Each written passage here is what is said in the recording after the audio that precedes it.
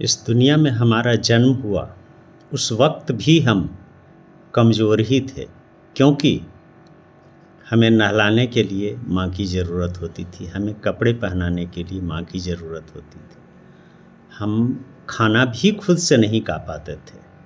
ये सारा काम दूसरे लोग ही करते थे, चाहे वो हमारी माँ हो या हमारे परिवार के सदस्य हों।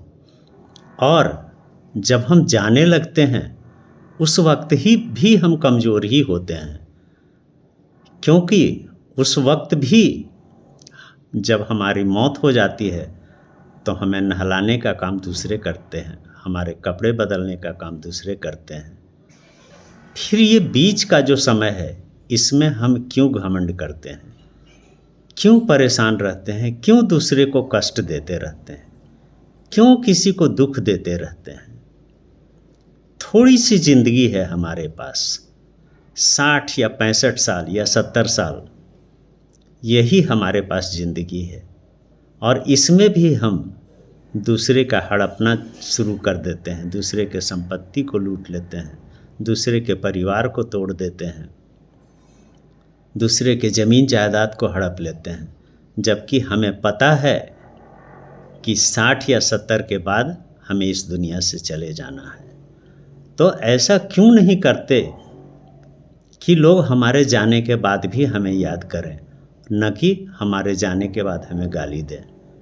हम अगर गलत काम करते हैं इस जीवन में तो हमारे जाने के बाद हमें गालियाँ मिलती है, हमें श्राप मिलता है। लोग यही कहते हैं, अच्छा हुआ चला गया, बहुत कुकर्मी था, बहुत घमंडी था, दूसरों का लूटता रहता था। इसलिए इस दुनिया में जब हम आए हैं तो कुछ अच्छे कर्म करके जाएं, ताकि मरने के पहले हमारी आत्मा को संतुष्टि मिले कि हमने किसी का कुछ बिगाड़ा नहीं। अगर किसी का बना नहीं सका तो किसी का बिगाड़ भी नहीं सका, और अगर किसी का बना देते हो तो ये बहुत अच्छी बात है। परमात्मा भी तुम्हें देखेंगे तो ये सोचेंगे कि हमने एक अच्छा आदमी भेजा जो मेरे रास्ते पर चला, जो समाज को, दुनिया को एक अच्छा रास्ता दिखाया, एक अच्छी सीख दी, लोगों का भला करता रहा। लेकिन मैं उन लोगों से कहना चाहता हूँ जो दूसरे का घर बर्बाद करते हैं, दूसरे की संपत्ति लूट लेते हैं, दूसरे का जीना दुश्वार कर देते हैं, वो भी मरेंगे, उनको भी इस दुनिया से जाना है, लेकिन वो सारे कुकर्म करके जाएंगे। उन्हें लगता है कि हमें हमारे कुकर्मों का फल नहीं मिलेगा, क्योंकि वो दुनिया को दिखाते हैं कि मैं पूजा पाठ ज़्यादा करता हूँ, इसलिए हमें कोई गलत मार्ग नहीं मिलेगा, हमें प्रायश्चित करने का नहीं मिलेगा।